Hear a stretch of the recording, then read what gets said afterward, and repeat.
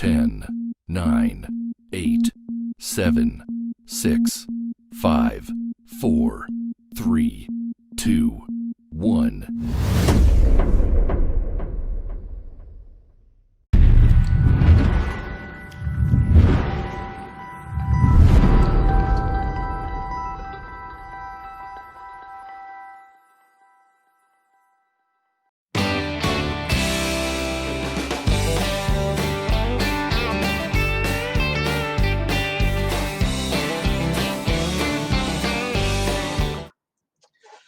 Hello and welcome to Dax Chats, and this is episode 18, and today I'm speaking to someone from Texas in the United States. He's an independent artist that has had a great career and has been able to perform with a whole heap of people, including Miranda Lambert.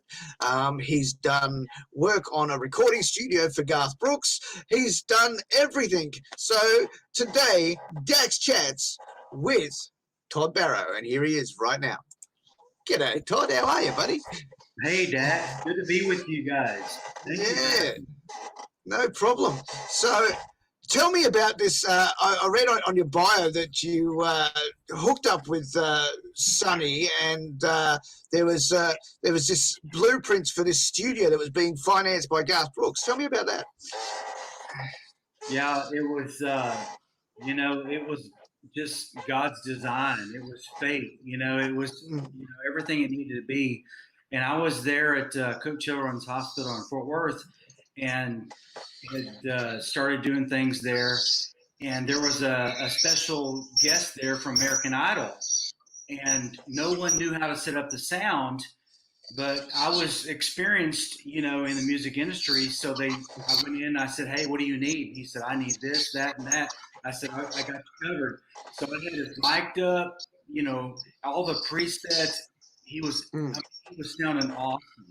So by the time everything started, this guy starts running down the hallway with, his boots, kind of boot scooting, and, halts. And he goes, "Hey man," he goes, "have you seen this guy I'm supposed to meet?" And I said, "Yeah, he's out there in the, he's ready to perform." He goes, "Well, who are you?" And I said, "Well, who are you?" He goes, and I said, "I'm Todd Barrow." And then from then on, it was just like, we just hit it off. We were like two brothers. We were just like, we have the same DNA or something, Yeah.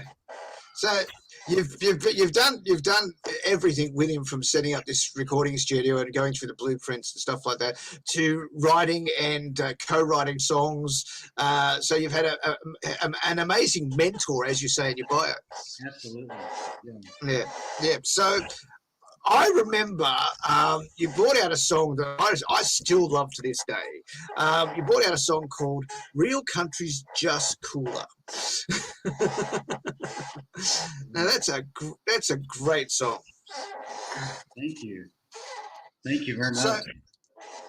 So you've sort of stayed with this traditional but a modern take on traditional country, right? Absolutely.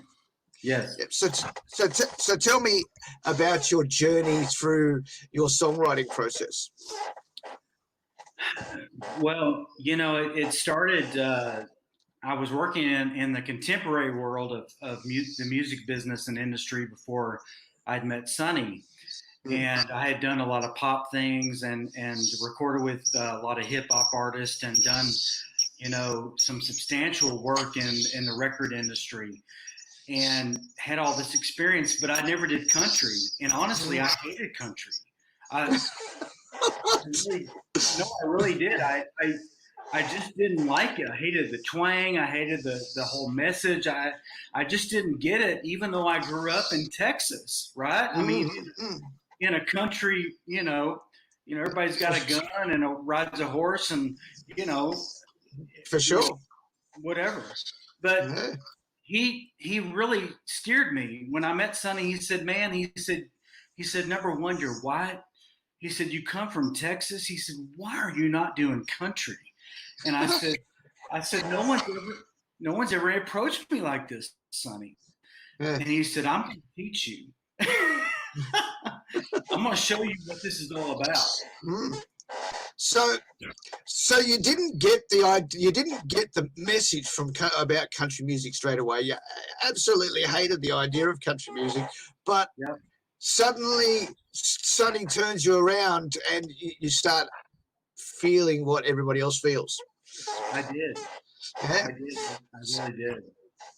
So that changed your whole career yet again. So moving from doing hip hop, I can't believe you did hip hop, man. I know you as a country artist. I can't believe you did hip hop. I was producing I was working with hip hop artists. You know, I just had this soul in me. You know, Yeah. and there's a part of me that can still do that. You know, in that sector, but yeah, he focused me, and really what's ironic is that he was mentored by Charlie Pride, right? Well, there you go. I mean, that's amazing. Yeah, that's amazing. Really, the all-time, amazing guy of country music that I started to really gravitate to and start to understand his heartbeat. And I've met Charlie and of course Randy Travis and all these guys that Sonny introduced me to, and just fell in love with it. Just fell in love with it. See, now country music's got heart that other things don't have. Like, you can listen to rock music and you can't find a heart in it. You can listen to rap music and there might be a heart for some, denomination of people, but for me, there's no heart in that, and there's no heart in hip hop and R&B, for me.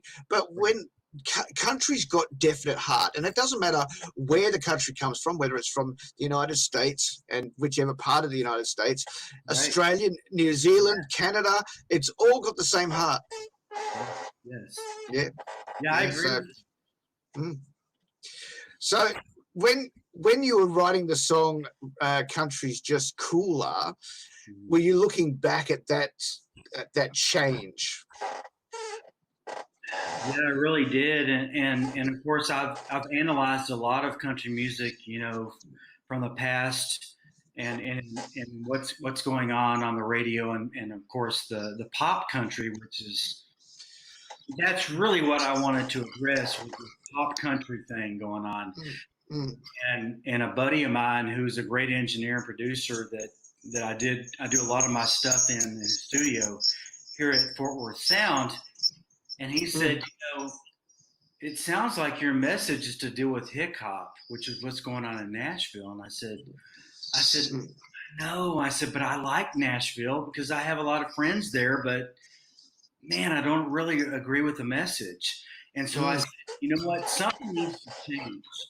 And I started listening to a lot of the, like Johnny Cash and Hank Williams and all of the artists, from the past, and Dolly Parton and all those that really started to build a foundation for country music. And I said, something's wrong here. And I said, we've got to get back to the real message here. And that's why I wrote this song. Good. I mean, that's it. I mean, it is true, those legends, we don't want to forget those legends, and that traditional sound of country should still have a place in today. We should never lose that. And so, yes, I agree with you very much. This, as you say, hick hop country, I love that. Hick hop, that's awesome. There's so much of that now. It's just crazy, right? Just every songwriter out in Nashville is just throwing out this hick hop. I don't get it. I'm like you. My last song was a traditional country song. I was like, I don't want it to be any hick hop. It's just so messed up. I mean, I'm telling you, if Waylon Jennings came back to life, and a number of them came back, Merle Haggard, I mean, they would be like freaking out. George Jones, yep. Conway Twitty, and what's going on? Yeah,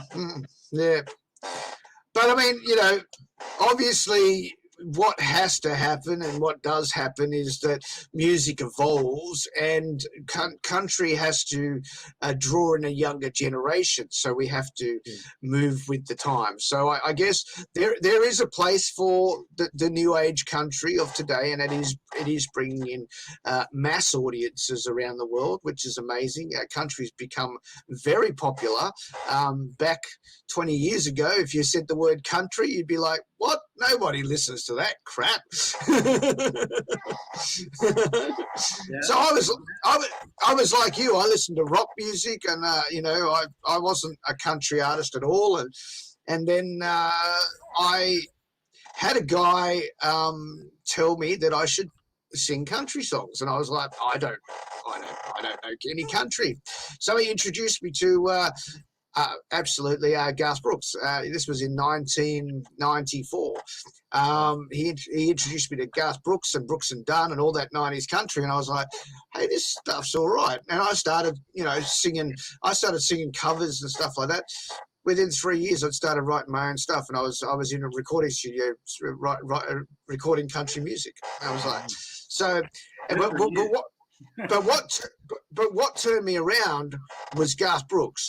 I went home one day, and there's a special on television called "This Is Garth Brooks," and I was like, "What the hell's a Garth Brooks?"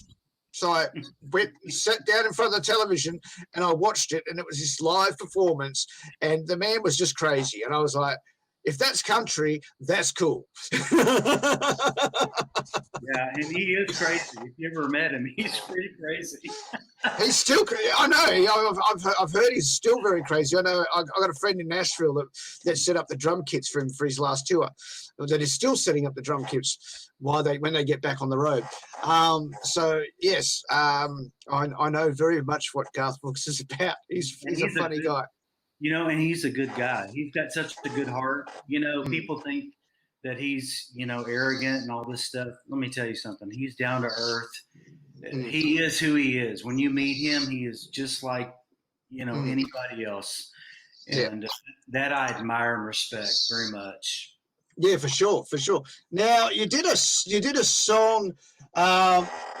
song for the homeless, right? It's called "They Are Not Invisible," right? Mm-hmm. Yeah. Tell me about that song. Yeah, I served in the military. I was in the Marine Corps for many years, and when I was younger, much younger than now. But I've always had a heart for the military and those that have been homeless. I've always had a heart for the poor.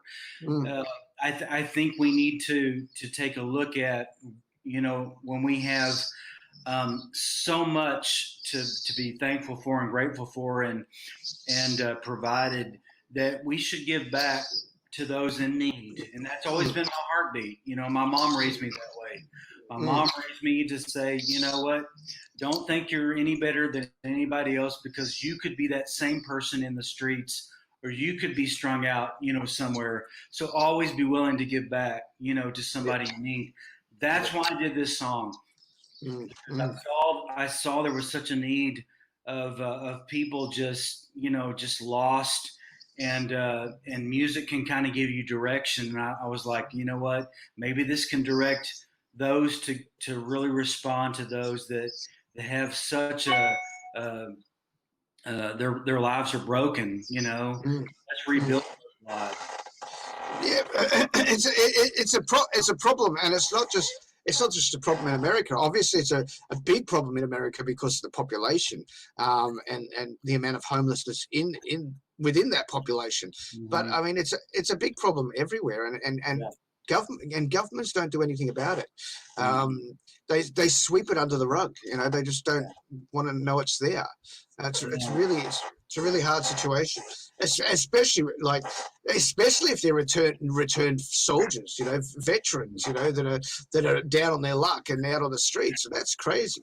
Yeah, served their country, gave their lives. I mean, to come back to what, they need support, and I'm like, I want to do everything I can to support somebody who needs that, the underdog, and fight for their rights. You're right, absolutely. Correct. And you're doing a marvelous job at it. I believe you are stunning man that has a lot of passion, and again that shows in your brand new song, which is called "Girl Like You." Tell me about "Girl Like You." Yeah, Girl Like You.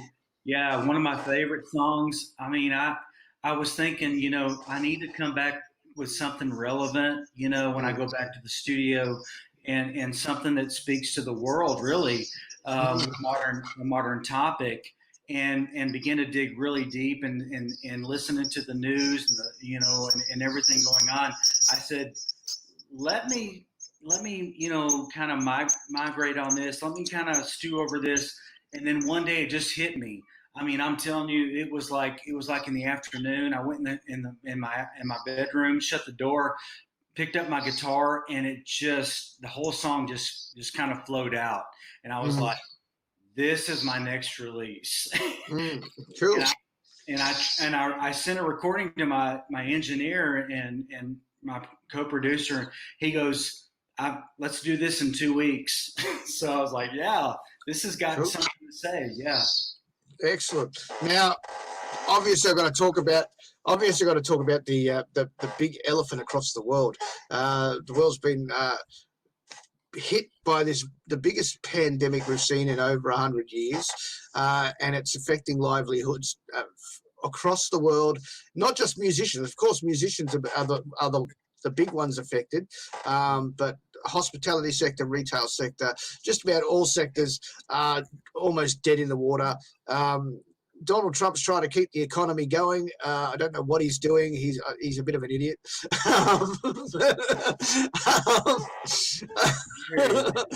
I'm sorry. I don't know whether you're a Republican or a Democrat, but I'm not either. I just look at it from the outside and go, "What's going on?" I think all musicians do. Yeah. Yeah.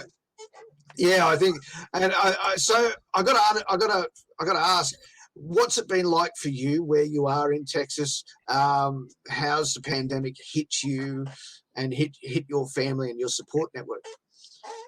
Yeah, I mean, it's affected everybody. I mean, let's face it. This is a worldwide problem, that we've all been taken back by it, and thinking, there's really no solution to it, to really just put a Band-Aid on it, or really rally to it to say, well, let's fix that, let's fix this, and let's, and then it's all gone. This is a global issue with all governments at all levels, and it has impacted, of course, the United States in a tremendous way. Of course, here in Texas. And the way it affected, where I see it as musicians and artists, is that there's no way to play. You can't go out and play anymore. That's right. Yeah, for sure. I mean, there's no concerts to put on. Everything is shut down. You know, I mean, you're stuck at your house to figure it out. Thank goodness for Facebook and live streaming. Yeah, that's right. That's right. And people that are willing to tip you, in the process. And I've done a lot of radio shows. I've done a lot of charity events. Did one in California just a week ago with a major corporation. That was just fantastic. Just unprivileged people that they support. So, of course, being in the military, you adapt and you overcome. Having those skills and the ability to do so. But yeah, we've all felt it, and it's just been a matter of let's figure out what we need to do next, and what we can do as our part to not spread it and be safe and protect our families. Now, look, what gets me, all right, is we've got the common influenza virus, right? And there is a vaccine for that you have to take every year. Right. You go and get this flu jab every year, right? So you got the American government turning around saying we're waiting for this vaccine to come through. This vaccine's not going to be a miracle cure. This thing's not going away, and it doesn't matter which country thinks they can get rid of it, it's going to come back. Yeah. It's just another strain of a flu that people are going to get. You know, like H1N1. H1N1 hasn't gone away. It still comes back. I got H1N1 last year. You know, like, yeah, so it doesn't go away, you know, and all of these governments are lying to us saying we're going to get rid of it. We're going to, you know, soften the curve. We're going to eliminate it from the country. You can't do it. It just can't be done. Well, you know, I was curious to know what's going on in China because I'm like, how can it be affecting, you know, Brazil, and Argentina, and you know, and so many other countries. And of course, in the China reports that we get, it's that, you know, everything's under control and it's not happening anymore and it's over with. Correct. I mean, but okay, so basically what China did is they locked down the whole province, the whole of Hubei province. They locked it all down. Nobody could actually go in or out of the place, right, until they eradicated the problem from that area. All right. So the cases that got out into other parts of China was very minimal, and they could contain that. All right. So that's how good it was to start off with, even though they should have done it earlier than when it was first reported. It was first reported back in December, but then they didn't lock down until January 23. So it should have been locked down sooner, and the whole thing could have been avoided across the world. But the way the Chinese government worked is they put everybody in lockdown. And I was in Beijing at the time. I'm not in Beijing anymore, but I was in Beijing at the time. On the 23rd of January, when they locked Wuhan down, they locked Beijing down as well because they didn't want anything getting into Beijing because all the top officials are there. Oh, okay.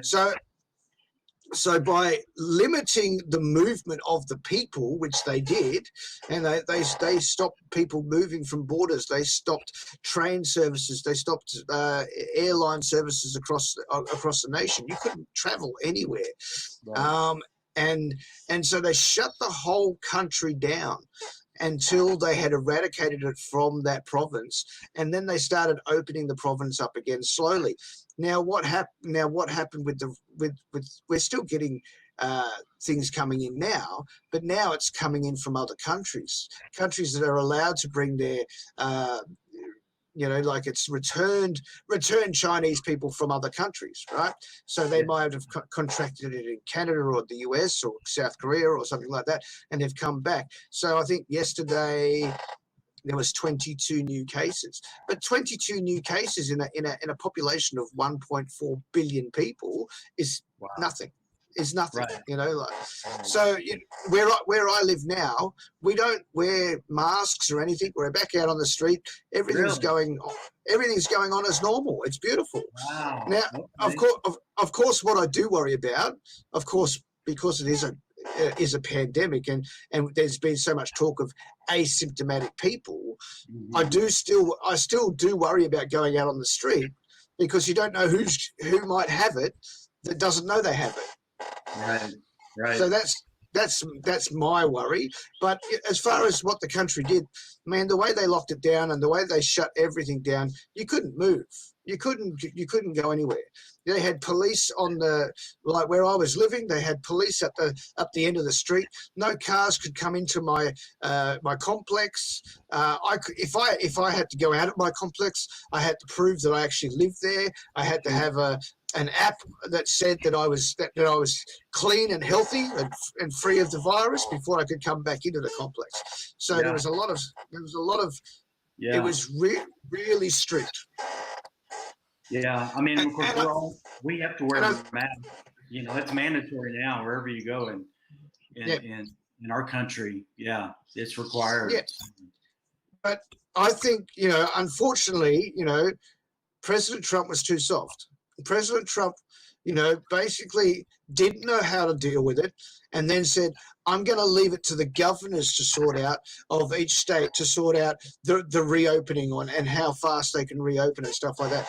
Yeah. President Trump should have taken a hold of the situation, locked down the whole country, locked down borders between states, and just got it to slow down quickly. We've got 3.5, 4 million people have been infected by the virus in the US. You know, almost well, over 150,000 people now have died in the US. Yeah. It's the highest rate. It's the highest rate in the world. Over 1% of the population have already got it, and he's still done nothing about it. It's been bad. You know, I'm not going to sugarcoat it. You know, and babies are getting it. You know, kids are getting it. Children are getting it. Where it was like, well, just adults get it, but now it's just, you know, it's just been rampant. And we've got testing centers all over, but you know, I just try to do the best I can to, you know, hand washing and wear a mask, cleaning surfaces and staying 6 feet apart, you know, from anybody. And, but it's crazy. I went and did a gig for Blake Shelton. You know Blake Shelton, right? I know Blake Shelton, of course. Everybody knows Blake Shelton. Right. So I had been scheduled to go do a thing at his bar in Oklahoma for quite a few months until all this hit, and then it was all shut down. Yeah. But then it all started to lift, and management's like, "Hey, would you please come, you know, do this?" And I said, "Yeah, I'll come. You know, I'm not afraid." She said, "Well, we all have to wear masks. We had, you know, everything's changed. Tables have to be set apart." And I said, "It's fine. I'll come. You know, I'm good. We'll be all right." So anyway, just had a great day. Had a great time with people, and I said, and people were just excited just to get back out, man. I mean, they're just want to get back out and be in public, you know. Correct. Correct. You know. I mean, some of the things that we're missing the most is that personal contact with people. You know, okay, going out and seeing a musician live, but just going and being able to hug one of your friends, or you know, saying good day to one of your friends. It's so tough not being able to do any of that type of stuff. Yeah, you got to do the elbow. Yeah. All right, what's next? What's next for you? Because I do have to wrap this up. So, what's next for Todd Barrow? You know, I'm trying to figure that out. I'll be honest with you, with this, the crazy times we're living in, and I did an event I was out about a week ago. I went to a thing close to where Miranda Lambert was actually born and raised, and outside of Lindale, Texas. I did an event out there, and it was very, you know, it was very protective, and everybody was doing what they needed to do and everything. But it was just good to get back out again to play. You know, I just want to get out and play, you know, and I mean, entertainment's in my blood, man. I mean, if I can't be in front of people and engaging, I mean, really, what am I going to do? Entertain my cats? You know? I mean, I get it. You know, but just I'm working on new music. I'm working on new stuff to get back in the studio. People are asking, you know, what's your next, you know, what's the next hit? You know, all these radio people, promoters, you know, they're always like, what's the next hit? You know, that's right. That's what we want to know. Can I breathe a little bit? You know, I just gave you Girl Like You. Really? What's the next hit, baby? You know? Yeah, what's it? Yeah, bring it on. Bring it on. That's it. Yeah. It's that easy, right? You know. No, I know. Yeah, there's a process to songwriting. There's a process to recording, and it doesn't take 5 minutes to throw out another hit. Maybe in Nashville, but they do that every day. Every 30 seconds, really. Yeah. Not in Texas. No, it takes a little longer. Yeah, that's right. But yeah, bit more laid back in Texas, right? We're a little laid back when we drink our beer, you know, and you know, pick our guitars on the porch, and you know, we're just next with paychecks, right? There you go. That's the one. All right, buddy. Well, thank you very much for taking the time to speak to me today. It's been a wonderful conversation, and I wish you all the best with, you know, getting back out there and getting some new music happening. Thank you so much. Appreciate you, Dax. No Love worries. You have a good one. Best Love year you too, ever. buddy. All right, that was Todd Barrow. He's from Texas in the United States, and you can listen to not one, but not two, but three of his tracks on the Country Thunder Network. His new track, "Girl Like You," is available. You can obviously request the song on the player on the website, or you can vote for it in the Country Thunder 20. Until next time, this is DJ Dax for Dax Chats, proudly supported by Neon Horse in Stanhope, Victoria. See you later.